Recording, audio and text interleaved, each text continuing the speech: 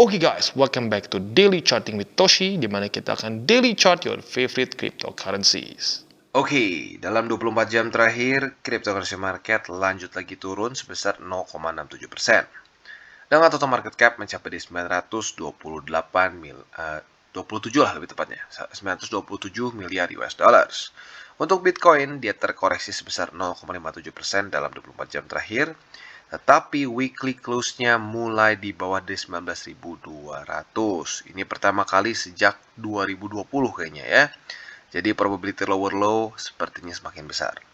Untuk Ethereum, dia terkoreksi sebesar 1,27%. Lalu untuk BNB, dia terkoreksi kasarnya 1% lah. XRP 0,1%, jadi angka 48 sen.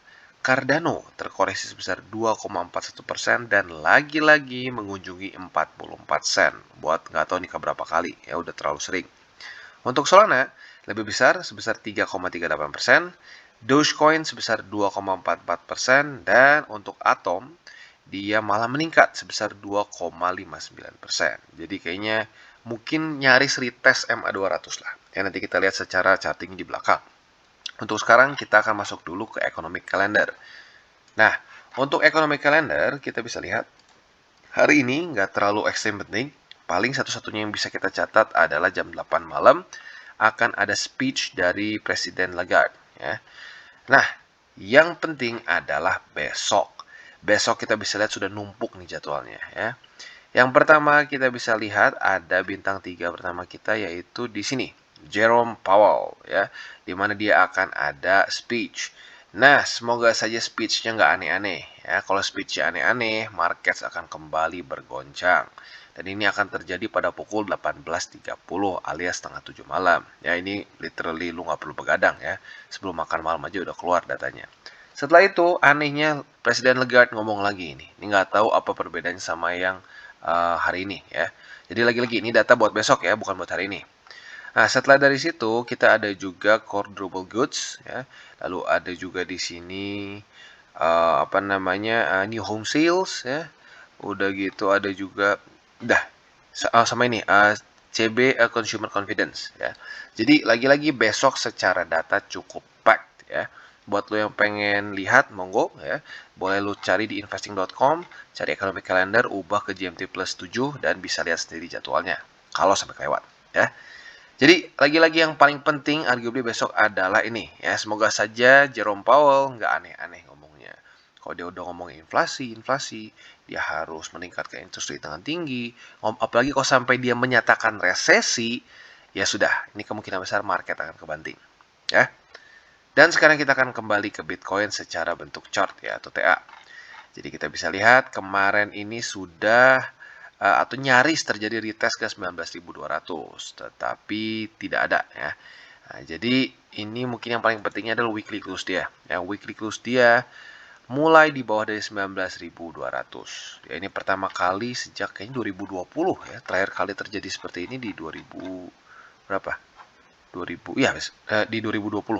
Di Desember 2020. Jadi ya cukup bikin deg-degan jujurnya ya. Dan selain dari itu juga di daily-nya kita bisa lihat secara struktur dia ya mulai sepertinya akan membuat lower low ya karena 19.200 sepertinya mulai menjadi resisten ya. Nah, PR-nya apa? Kalau gua sih berharap PR-nya secara short term dia bisa pelan-pelan lagi reclaim 19.200 ya karena kalau dia nggak bisa reclaim ini jelas masih lower low, lower high, lower low, lower high dan seterusnya ya. Jadi lagi-lagi untuk short termnya PR dari Bitcoin adalah reclaim 19.200. Tetapi di waktu bersamaan untuk long termnya bisa dibilang nggak terlalu beda jauh ya. Untuk long termnya bedanya di time frame saja. Untuk long termnya harapannya adalah weekly close minggu depan itu bisa kembali reclaim 19.200. Karena lo lihat sendiri deh ya. Kalau sampai ini lanjut lagi ke bawah dan ini ke reject oleh 19.200, strukturnya jelas kita mau kemana ya. Strukturnya jelas menunjukkan kita bisa ke daerah sini. Ya, jadi lagi-lagi secara weekly dan daily harapan kita 19.200 bisa kembali menjadi support ya. Dan kalau kita di sini MA20 juga sudah semakin dekat. Sekarang ada di angka 22.600-an. Ya, jadi ini juga problem lagi nih. Andaikan kita sudah bisa menaklukkan 19.200, problem selanjutnya adalah MA20 weekly yang kemungkinan besar akan menjadi Mike Tyson atau tukang pukul. Ya.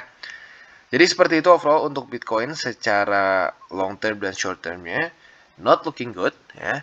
Tetapi kalau mau jujur ya, dengan kondisi indeks dolar seperti ini, lo lihat sendiri lah, 113 ya. Udah kemarin naik di sini ya. Hari ini lanjut lagi 113,89. Berarti tertingginya itu kemarin atau hari ini ya di 114 ya. Terakhir kali setinggi ini tuh 2002-an ya, 2002-an 2021. Sorry, 2002 2001 ya, jadi udah lama banget. Dan apabila ini sampai ke angka 120, ini udah otomatis market kebantingnya ekstrim ya. Dan lagi-lagi, kalau mau kita bandingkan dengan Nasdaq, S&P, Dow Jones dan kawan-kawan ya, BTC not bad belakangan ini ya, tapi overall ini secara environment sangat nggak bagus untuk risk on asset ya. Bahkan arguably risk off asset pun seperti emas dan silver kita bisa lihat nggak bagus ya. Jadi ini bisa dibilang satu kondisi di market yang cukup unik ya, karena terlalu parahnya mungkin kemarin money printing di 2020 ini efek dari efek dari risk off-nya tuh bahkan ngerusak juga aset-aset yang di luar dari risk on ya, seperti gold, silver dan even bonds ya. Jadi ya kalau mau kita recap sebenarnya masuk akal juga sih ya. Lu kebayang gak sih kita dapat pandeminya itu nggak beres sebulan 2 bulan ya, beresnya itu sekitar 3 tahun sekarang, bahkan still kita masih living with it ya. Setelah itu ada krisis di Eropa ya karena perang Rusia dengan Ukraina. Udah gitu ada juga krisis energi di sana yang berhubungan juga dengan perang. Ya, lalu juga secara ya terlalu banyak di waktu bersamaan berkumpul permasalahan. Itu untuk permasalahan makro. Permasalahan kripto ya kita lihat sendiri, ada Luna, ada Celsius dan kawan-kawan. Jadi ya memang secara overallnya market sedang sangat berantakan. Nah, jadi ya harus siap-siap dengan possible pain yang lebih lagi ya, karena secara TA-nya dan secara fundamentalnya mulai menuju ke sana. Oke, nah selanjutnya kita akan bahas buy limit, tapi sebelum kita masuk ke sana, gue akan ingatkan sekali lagi DCWT ini bukanlah financial advice, bukan juga bagi-bagi sinyal. Tujuannya adalah untuk edukasi dan membiasakan para subscriber gue untuk lebih mengerti charting ya. Dan selain dari itu, gimana cara untuk mendukung TCI? Ya, ada macam-macam. Lo bisa like, bisa subscribe, bisa juga menggunakan link referral kita di bawah. Ya.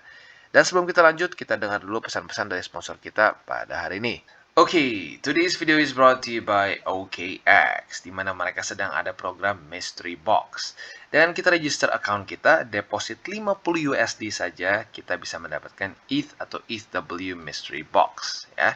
Termnya seperti apa? Kita sign up, lalu kita dapatkan ETH atau ETHW Mystery Box. Dan ini hanya eligible untuk user yang menggunakan affiliate link saja. Jadi ini hanya berguna untuk orang-orang yang menggunakan ya salah satunya link kita. Ya. Jadi buat kalian tertarik bisa menggunakan link kita. Lalu setelah itu deposit 50 USD dan dapatkan si mystery box. Ini akan berakhir di akhir bulan September. Jadi buat kalian tertarik, monggo silahkan ikutan mystery box dari OKX.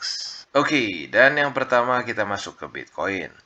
Nah, untuk posisi short kemarin sepertinya belum terjadi retest ya. Jadi untuk short otomatis belum terjadi retest satupun ya, apalagi konfirmasi. Jadi bersabar untuk posisi short. Tapi setupnya basically sama ya. Kalau terjadi retest 1, retest 2 atau konfirmasi, monggo buka posisi short di 19.200 dengan target TP antara di 18.400 atau di 17.600-an. Ya, otomatis ini lebih konservatif, ini lebih agresif ya. Nah, untuk buy limit secara spot atau gini deh, sebelum spot kita ngomongin long dulu ya. Untuk long sama logikanya, tinggal kita lihat nanti kepantulnya di mana. Kalau kepantul di 18.400, retest 1, retest 2, monggo buka longnya di sini dengan target TP tentunya 19.200. Tapi kalau ternyata ini jebol ya, dan ternyata mantulnya di 17.600, ya sudah, berarti kita setup longnya di 17.600. Target TP-nya bisa pilih antara di 18.400 ini konservatif atau agresifnya di 19.200-an ya. Jadi itu untuk posisi long dan short. Untuk spot lo bisa pilih antara 18.400 atau 17.600 sebagai buy limit pertama kalian ya. Dua-duanya oke, tapi ini otomatis lebih agresif, ini lebih konservatif, ya. Nah, untuk buy limit selanjutnya lagi, kita harus geser ke indeks Bitcoin. Di mana di indeks Bitcoin ini sudah sering sekali kita bahas. Drawdown 30% dari MA200 weekly, ya, yaitu di 15.600.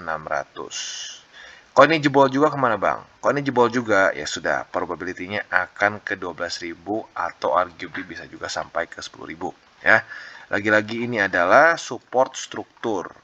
Yang satu di 2019-an, yang satu di 2020-an. Ya, jadi overall seperti itu untuk Bitcoin. Sayang sekali ya. PR Bitcoin kemarin ya weekly close-nya itu mulai gagal di 19 ribuan ya, bahkan bukan cuma di 19 ribu, tapi weekly close tadi ya jam 7 pagi itu di 18.800 ya. Jadi kalau dia nggak bisa reclaim dalam waktu seminggu 2 minggu ke depan, probability-nya akan cukup besar seperti ini ya, dia akan retest dan lanjut lagi ke bawah ya. Jadi overall bikin deg-degan ya. Dan ini sebenarnya lumayan juga selaras juga dengan kondisi fundamental sebenarnya ya. Jadi fundamentalnya kita tahu bahwa the Fed masih terus meningkatkan interest rate. Di Eropa apalagi sekarang currency mereka mulai collapse ya, mulai hancur terhadap dolar. Kita lihat untuk euro sendiri udah berapa lama nih di bawah dari dolar ya. Kalau nggak salah sekarang 97 sen saja. Untuk GBP juga kalau nggak salah terakhir serendah ini 2000-an awal. Jadi memang dolar lagi sangat menguat dan overall market cenderung kebakaran. Ya. Oke, selanjutnya kita akan geser ke atom. Oke, dan sekarang kita geser ke Cosmos atau atom. Ya, jadi kita bisa lihat sudah terjadi retest 1 dan arguably hari ini sudah terjadi retest 2. Jadi harusnya buat lo yang pengen buka short di atom sudah cocok nih, SOP-nya udah dapat. Jadi sekali lagi buat lo yang belum punya dan tertarik untuk buka posisi short di atom, monggo sudah dapat SOP-nya di $14 lebih 43 sen ya. Target TP-nya yaitu di $13 jelas di sini ya. Nah, di waktu bersamaan $13 ini juga ada confluence dengan MA50 ya, jadi supportnya double di sini. Which is good. Nah, untuk posisi long seperti apa? Untuk posisi long logikanya tinggal kita balik saja. Andaikan dia terjadi retest di sini, mantul, retest sekali lagi atau konfirmasi, monggo buka posisi long di $13 dengan target TP di $14 lebih 43 sen. Ya, jadi lagi-lagi secara SOP nggak ribet. Nah, untuk posisi spotnya seperti apa? Untuk posisi spot bisa pertimbangkan di $13 for now, ya. Nah, sekarang gimana secara struktur? Untuk struktur, Cosmos jujurnya mulai pecah ya. Kalau kita lihat di sini dari awal pertengahan Juni lah ya, dari pertengahan Juni sampai di sini ya, sampai 17 September dia dengan terus dia membuat higher high, higher low, higher high, higher low dan seterusnya sampai sini. Tetapi setelah dia gagal reclaim pada tanggal 19 September, mulailah dia membuat suatu lower low. Ini lower low pertama nih ya. Lower low pertama dan mulai membuat suatu higher low dan seterusnya. Ya, jadi sayangnya atom sudah mulai kehabisan bensin sepertinya. Ya. Nah, selanjutnya ya tinggal harapannya adalah di BTC.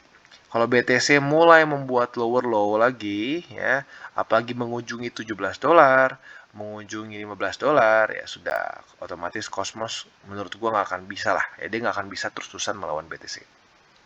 Oke. Jadi kurang lebih seperti itu untuk Cosmos. Sekali lagi ada posisi short yang sudah kita bisa ambil di sini dan juga ada possibility posisi long apabila dia mulai terkoreksi ke daerah $13. Oke, dan selanjutnya kita geser ke AVAX. Dan untuk yang konservatif, congratulations kalian harusnya sudah kena TP ya. Jadi posisi short harusnya sudah didapatkan pada tanggal 24 September ya. Di sini terus sudah terjadi retest 1, retest 2 ya. Kalian harusnya buka short di sini dan kena TP langsung besoknya ya, besoknya di 17,28. Nah, kalau kita lihat di sini profitnya sebesar berapa nih? Ya lumayan lah, 4,8%-an hanya dalam sehari saja ya. Nah, gimana nih buat yang agresif? Yang agresif, monggo lu hold dulu aja, nggak apa-apa. Lu hold sampai minimal besok lah ya. Kalau besok dia ternyata di sini bullish candle ya, nah itu lu boleh pertimbangkan untuk TP aja ya, buat yang agresif nih ya. Kalau sampai dia bullish candle besok ya atau bertahan di atas dari 17,28, lu mau TP aja itu nggak apa-apa, nggak salah ya. Tetapi andaikan besok dia close di bawah dari 17,28, nanggung. Udah hold aja sampai kena target agresif kalian yaitu di 16,64 ya. Jadi intinya untuk next move di AVAX kita lihat besok nih, apakah dia daily close di bawah atau di atas ya. Untuk posisi longnya seperti apa? Setup yang sekarang masih possible adalah di 16,64 ya. Jadi andaikan dia terpantul di sini sekali, dua kali, nah lu bisa buka posisi long. Target TP-nya 2 sama kayak short di sini ya. Target TP konservatifnya di 17,28, target agresifnya di 18,15. Ya, dan sekali lagi gue ingatkan untuk TP agresif dan konservatif itu lu sesuaikan dengan risk risk appetite lu lah atau lu bisa kuatnya dengan resiko sebesar apa. Kalau lu nggak suka dengan resiko, lu lebih suka yang udahlah bang dikit-dikit aja tapi untung, ya udah konservatif. Tapi kalau lu pengennya udah sekalian bang jadi cacing-cacing atau naga-naga gitu, ya udah lu agresif ya. Oke. Jadi kurang lebih seperti itu untuk AVAX untuk posisi long dan short. Untuk spotnya, lo bisa pertimbangkan sekarang di 16,64 sen. Dan untuk struktur, lagi-lagi masih cenderung bearish ya. Terutama dari tanggal 13 September, lower low, lower high, lower low, dan lower high ya. Oke, dan selanjutnya kita geser ke Phantom. Untuk Phantom, kita bisa lihat semakin dekat ke target TP kita di 22 sen di sini. Atau lebih tepatnya 0,2193. Gue bulatkan kedua-dua aja biar gampang ya. Nah, jadi harusnya sih lu sudah punya posisi short dan kita sudah bahas FTM beberapa hari sebelumnya juga ya. Di sini sudah terjadi retest 1, retest 2 ya, bahkan terjadi retest 3 juga ya. Jadi harusnya sih sudah punya posisi short. Nah, posisi short yang lu pegang itu sekarang keadaannya profit sebesar berapa persen nih? Kita coba cek ya. Kita coba cek, dia profit sebesar nyaris 5% lah, 4,91%. Not bad dalam kondisi market seperti sekarang apalagi ya. Nah, jadi buat lu yang mungkin bingung, bang, mending gua TP atau enggak? Jujurnya kita bisa lihat di sini nggak ada struktur, ya. Jadi ya paling kalau mau ngomong struktur di sini. Tapi dua-duanya sempat nge-wake ke 22 sen. Jadi menurut gua pribadi, udahlah, nanggung, tunggu aja antara kena atau enggak ke 22 sen, ya. Nah, itu untuk posisi short. Untuk posisi longnya tinggal kita balik logikanya. Ya, kita cari konfirmasi seperti di atas ini, ya. Retest 1, retest 2, monggo kalian bisa buka posisi long dengan target TP yang tinggal kita balik saja ya. Tempat buka posisi short jadi target TP yaitu di 23 sen ya. Jadi overall seperti itu untuk long dan shortnya sangat mudah untuk Phantom. Untuk posisi spotnya sama dengan posisi long yaitu pertimbangkan di 22 sen di sini. Untuk struktur jelas ya masih bearish dengan ini bahkan malah lebih rapih bearishnya ya. Sejak di sini sejak reject oleh 41 sen, lower low, lower high, lower low, lower high, lower low, lower high, dan seterusnya sampai sekarang ya. Jadi lagi-lagi untuk posisi shortnya bisa dibilang resikonya lebih kecil ya karena ya lu lihat sendirilah overall masih cenderung lower low dan lower high. Oke, dan selanjutnya XRP. Dan gilanya untuk hari ketiga ya arguably ini sekarang udah masuk ke 4, dia kembali masih bertahan di atas dari MA200. Ya, jadi ini jujurnya luar biasa ya. Apalagi dalam kondisi market seperti sekarang. Ya, kita tahu bahwa XRP ada berita fundamental yang cukup bagus. Ya, di mana sepertinya XRP akan menang against XCC ya, XCC. Tetapi jujurnya secara TA gue masih nggak terlalu confident untuk bisa buka posisi long di sini. Walaupun sudah terjadi retest sebanyak 3 kali ya. Karena kenapa? RSI udah ketinggian. Ya, jadi gue pribadi masih lebih berharap ada koreksi lebih dalam dulu, ya, baru pelan-pelan ngebentuk struktur yang lebih oke, ya. Oke, jadi untuk sekarang mungkin yang masih gue cari adalah posisi short untuk XRP, ya. Tentunya sama seperti kemarin lusa, ya. Kita lihat apakah dia akan daily close di bawah 200 atau tidak. Kalau terjadi daily close di bawah 200, kita tinggal tunggu 2 kali retest, ya. Retest 1, retest 2, monggo buka posisi short di MA200 dengan target TP di 38 sen atau boleh juga di MA20 ya. Nah, jadi kurang lebih seperti itu untuk setup posisi shortnya. Untuk posisi longnya lo bisa pertimbangkan apabila nih sudah terjadi koreksi di sini. Nah, lo bisa pertimbangkan kalau terjadi pantulan 1, pantulan 2 ya, atau rejection 1 atau rejection 2 ya. Kalau sudah terjadi seperti itu, lo bisa buka posisi long di 38 sen dengan target TP di MA200. Ya, jadi setupnya basically sama seperti kita setup trading futures yang lain ya. Nah, bang, ini gimana kalau ternyata naik ya? Bisa nggak naik? Bisa aja sih. Probability-nya nggak terlalu besar, tapi bisa aja. Andaikan sampai naik, daripada ngelong, jujurnya, gue mendingan sekalian aja tunggu nge-short di 56 sen ya, karena jujur menurut gua ngelong saat RSI di daerah sini gua nggak nyaman lah ya, secara risk rewardnya nggak terlalu bagus. Jadi mungkin arguably kalau sampai lu mau kalau mau buka posisi short dengan satu scenario dia naik, ya lu bisa pertimbangkan kalau dia terjadi retest di sini sekali, 2 kali, nah monggo buka posisi short, target TP-nya di EMA 200 ya. Jadi kurang lebih seperti itu untuk XRP ya. Dan untuk overall market lagi-lagi besok akan ekstra volatile harusnya ya, karena ada beberapa berita yang sudah numpuk, terutama yang akan ekstrim pengaruhnya besar itu adalah speech-nya dari Jerome Powell ya. Andaikan sampai dia menyatakan resesi ya, atau saying something about inflation dan lain-lain, market akan cenderung terus berdarah ya, kemungkinan akan kayak waktu kapan tuh speech-nya Powell 2 minggu 3 minggu lalu ya, dimana market semua ngedrop ya. Jadi untuk berita fundamental paling penting adalah besok, yaitu Jerome Powell, maupun ada juga berita-berita lain, tapi itu yang mungkin harus kita tunggu ya, karena kemungkinan besar volatilitasnya akan di situ. Oke guys, jadi itu adalah akhir dari segmen DCWT kita pada hari ini. Dan jangan lupa bagi kalian yang merasakan manfaat dari segmen ini, jangan lupa untuk share ke teman-teman kalian. Dan apabila lu pengen mensupport channel kita, ya TCI, jangan lupa untuk menggunakan link referral kita di bawah. Nggak wajib, ya, tetapi apabila lu menggunakan link referral kita di bawah, ada macam-macam, ya, dari Bybit, Huobi, Maxi, toko kripto, dan banyak lagi, ya. Ya, walaupun nggak wajib, tapi kalau menggunakan link referral kita, lu secara langsung membantu perkembangan dari TCI. Dan satu lagi, jangan lupa juga untuk join Telegram group kita, di mana kita bisa ngobrol-ngobrol santai mengenai dunia cryptocurrency secara 2 arah. So, jangan lupa untuk like, subscribe, klik the bell icon, and see you on the next video.